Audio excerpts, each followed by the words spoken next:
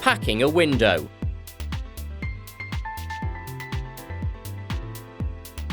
Plastic packers are secured using mastic. This ensures that the double glazed unit is level in the frame.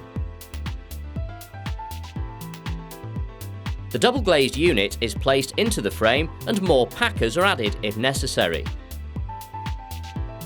The double glazed unit is then partially beaded into the frame. Check that the window opens and closes smoothly without catching. Then secure the beads fully. Roller cams can be adjusted like so, using an Allen key.